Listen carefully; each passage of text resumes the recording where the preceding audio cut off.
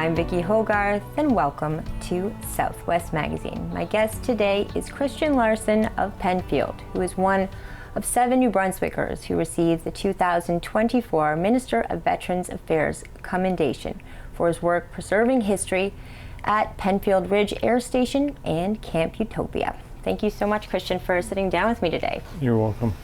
Tell me a little bit about how you felt when you found out you were receiving this honor. It's quite incredible. Congratulations. It was more that we're starting to get recognition for what took place at Pennfield and Camp Utopia, especially now that most of the veterans have passed. So it's a federal recognition, so it's, like I say, recognizes the work we've done in preserving the history of Pennfield Ridge and Camp Utopia. There was several thousand went through there.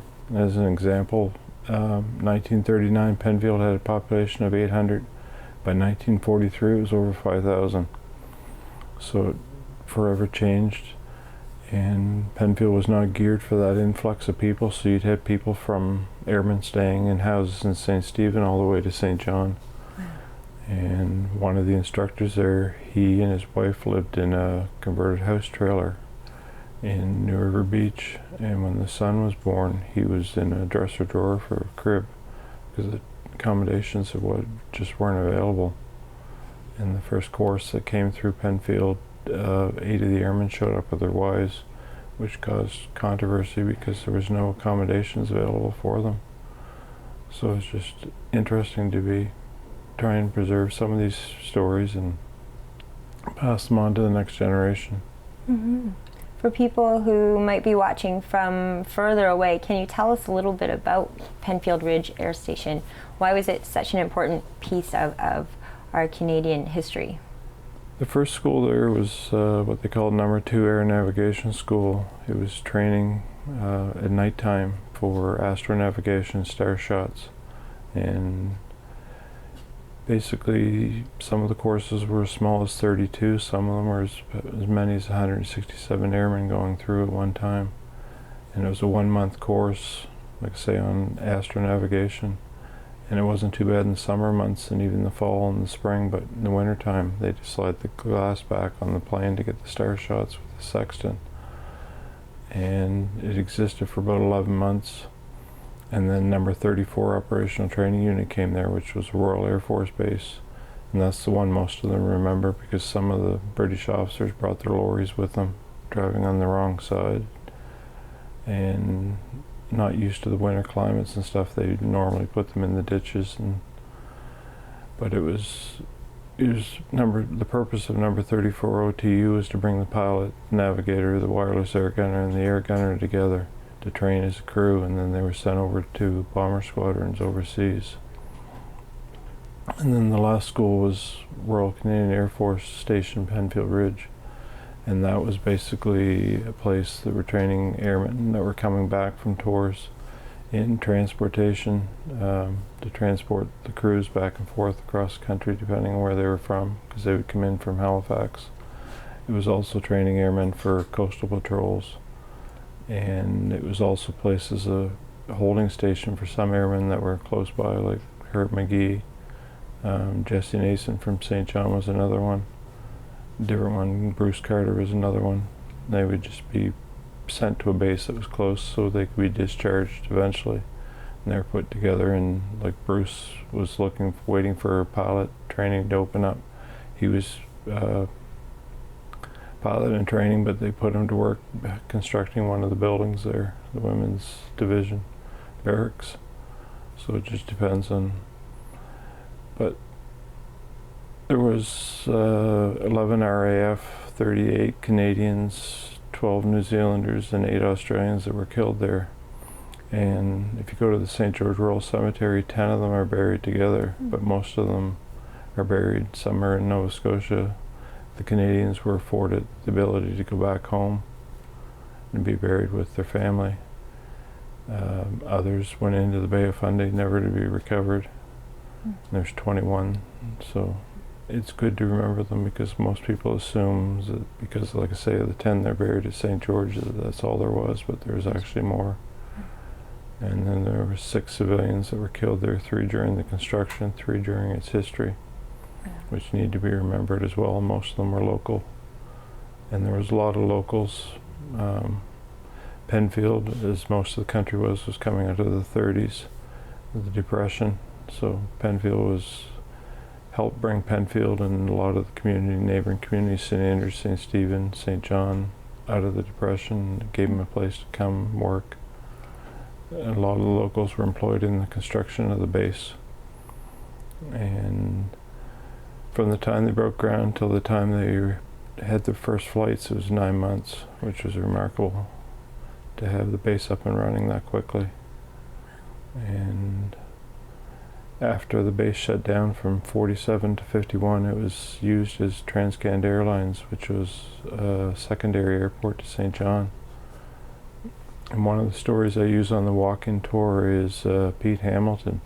Pete went through course number 10 pilots at number 34 OTU, was sent overseas to a battle squadron, survived the raid on Nuremberg, which 110 Canadians alone were killed on. Shot down, taken as a prisoner of war 6 weeks later.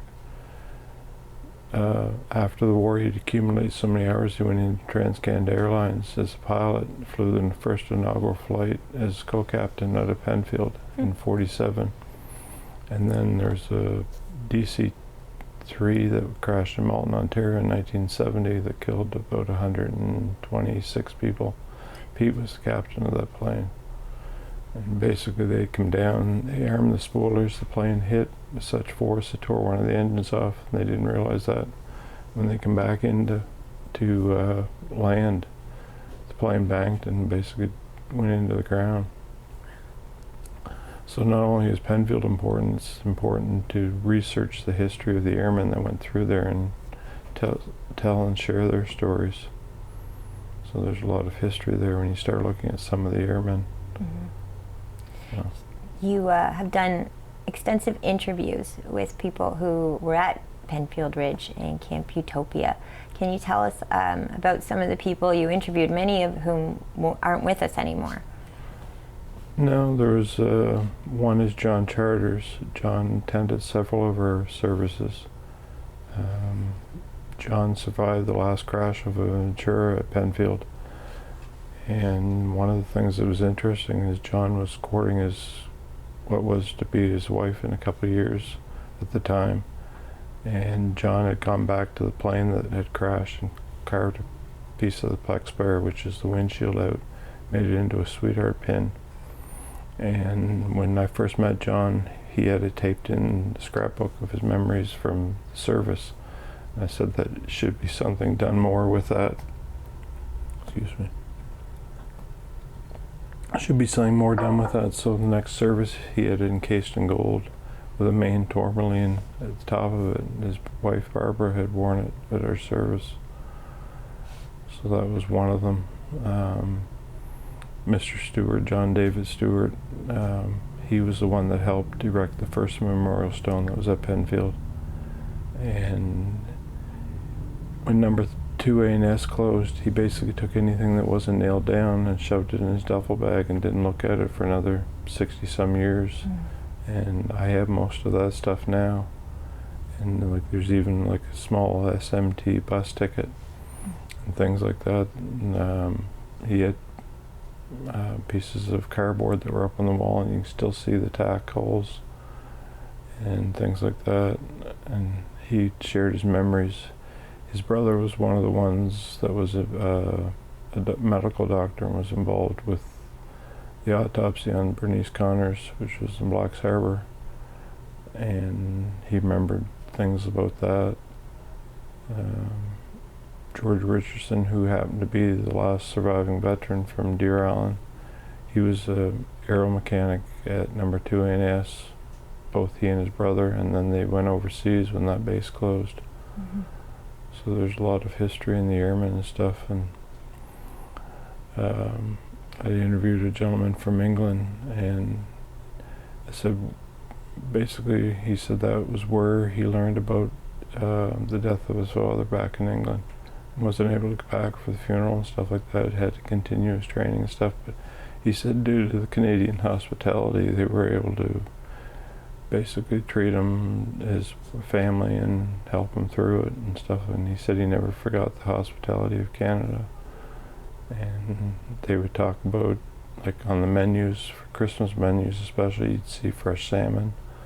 And they always remember that when you're talking to them.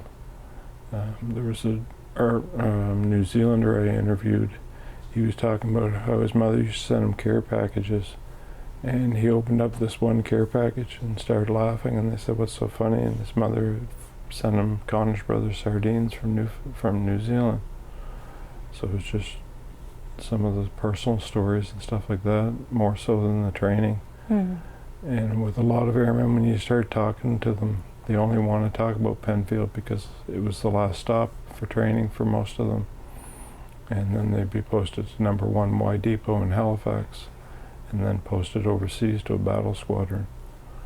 So once they start talking about Pennfield, it's hard to get them to talk about other aspects of the training, because that was basically, Pennfield was the last place in Canada that they would spend any amount of time before they had to get really down to business. And then there was an airman I interviewed. He used to do low-level bombing runs and stuff. And one of the things they used to do is come through St. Andrews Harbor and see if they could get the sailboats rocking, because they come down so low. And there was an article David Walsh that found in the Courier about them doing that. And it's like, it's not funny because the airmen or the people on the boats and stuff would be scared, but it was just the youth and bravado of the younger generation and stuff, and the invincibility that they had to think that they were going to survive, and the uncertainty of the times and stuff. So there is quite a bit of history there, and it's surprising just how much there is once you start looking and, like I say, investigating the airmen that went through there. You mentioned Herb McGee.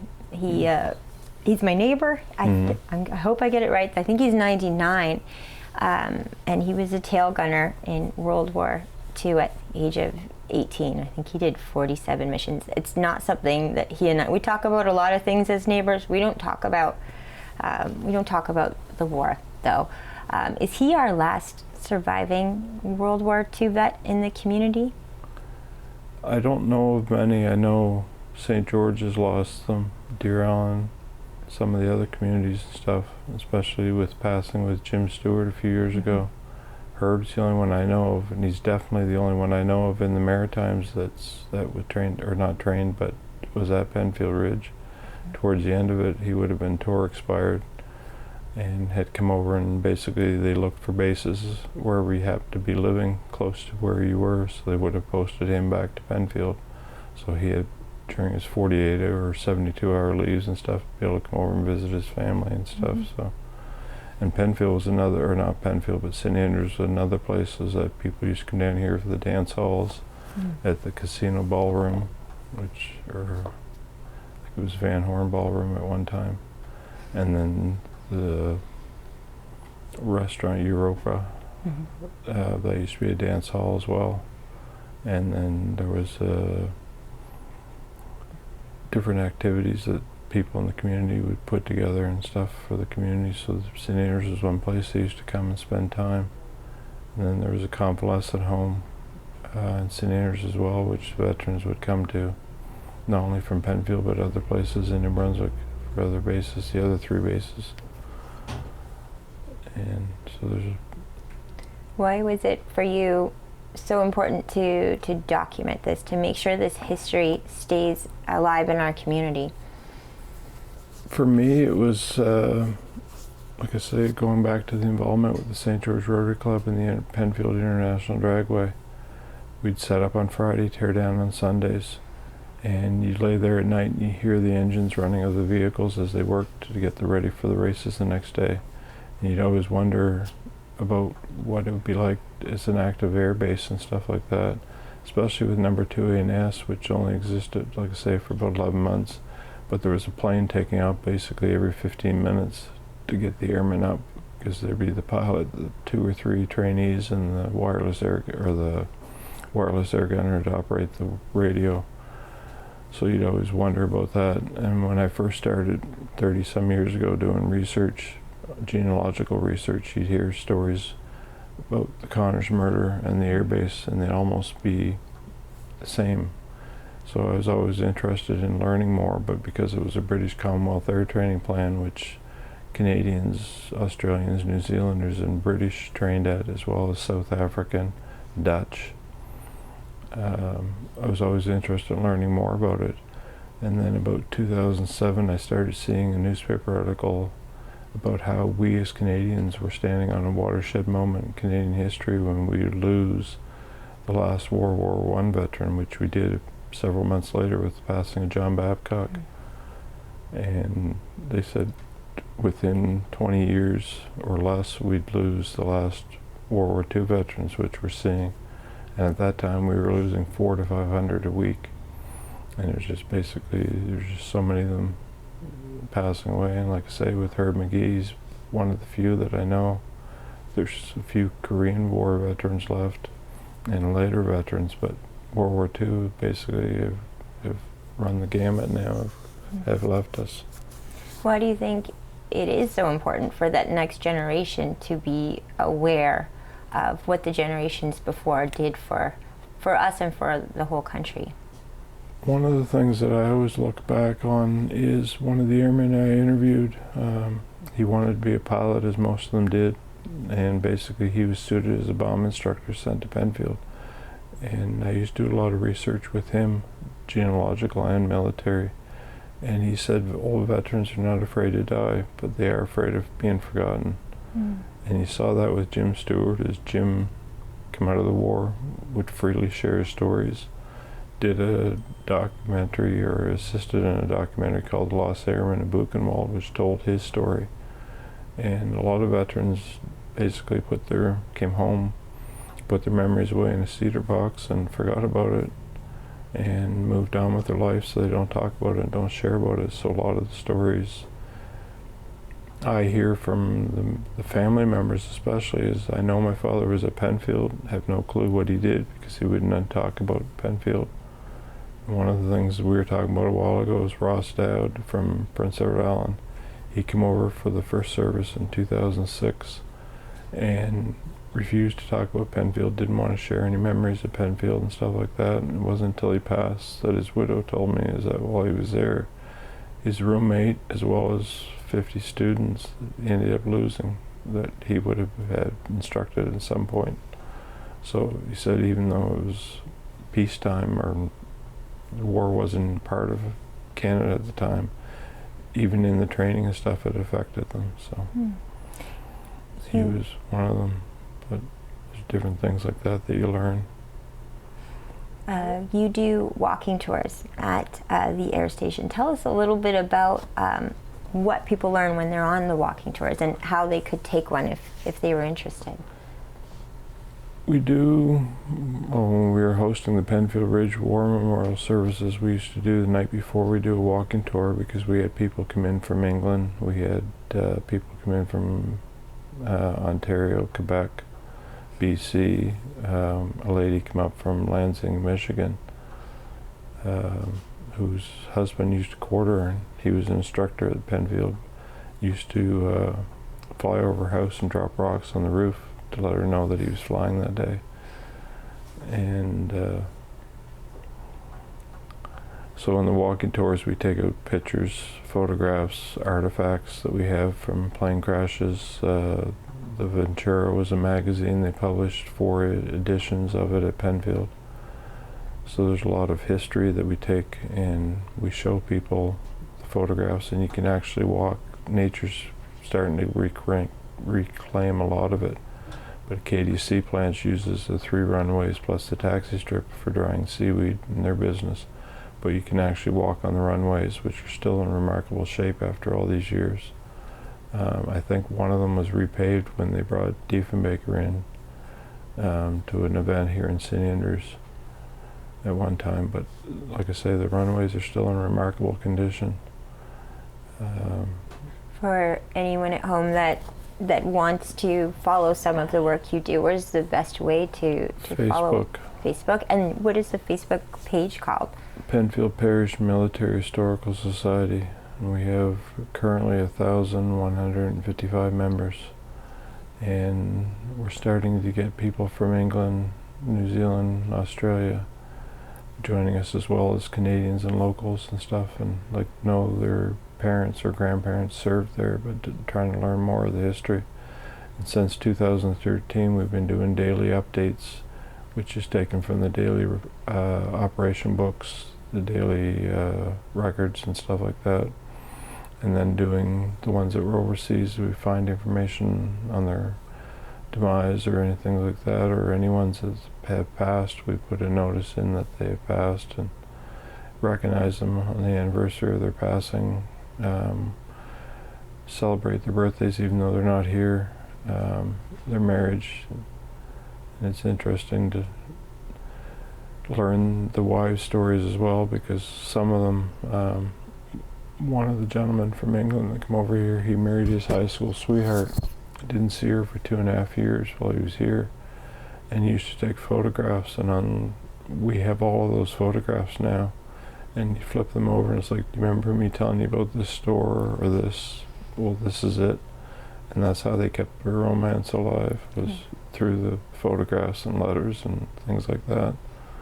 So it's interesting because like they wrote thousands and thousands of photographs that he sent back.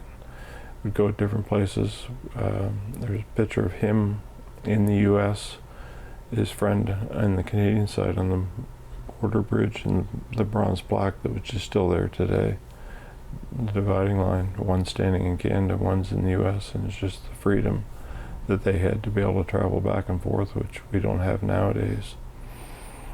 And there was a story that I confirmed through a couple of airmen about Pennfield. They were always going over to the States, especially down in Bangor and stuff like that, and having problems with the plane and forcing landing. And what it turned out was is that they were gigging chocolate and pantyhose and things like that for their girlfriends. And it was just, eventually it was no more flying into the States because it was costing so much for the planes to go down, especially in the wintertime, and they would freeze up and have a hard time restarting and stuff like that. But it was just, they figured there was a problem with the planes, but it wasn't. It was just them going over to try and get a few things for the girlfriends that weren't available in Canada at the time because the rations, and it was before the U.S. entered the war. So it was more freedom for them to travel back and forth, and they'd go on a 48-hour or 72-hour leave down to New York to catch like a hockey game or a baseball game, depending on the season. I said, how do you do that? Travel? And they said, put it on a uniform, and people would always stop and pick us up. A lot of them hitchhiked. A lot of them would walk from the base down to Seeley's Cove. A lot of them would even walk from the base up to St. Stephen if they couldn't catch the bus and things like that. And Connor's brother used to take them out on cruises on the fishing boats and things like that. And there was Kenneth Case's Yacht Club used to do the same thing. So there was a lot of people trying to, and then it's like, I remember mentioning to an airman about church services on the base were poorly attended, and they said, well, why would we want to get on base when we go to church in the community? And then they'd have these ration tickets for flour, sugar, and things like that that they didn't need, so they would go back, trade them with the local family so they could use them, and the families would take them back for a home-cooked meal. They'd take their instruments and sit around and do a sing-along and things like that and play music and stuff. So there was a lot of airmen, especially the British, the New Zealanders, and Australians that couldn't get anywhere at Christmas time. So local families would take them in, give them, you'd see photographs of the Christmas trees and decorating, and sort of give them a home away from home for the holidays and stuff. So the locals helped them out quite a bit. Well, I can't thank you enough, and I'm sure our whole community does too, for the work you've done preserving not just this part of local history, but Canadian history. Thank you so much, and congratulations. You're welcome. Thank you. My guest today has been Christian Larsen, the 2024 recipient of the Minister of Veterans Affairs Commendation for his work preserving history at Pennfield Ridge Air Station and Camp Utopia. I'm Vicki Hogarth. Thank you for watching Southwest Magazine.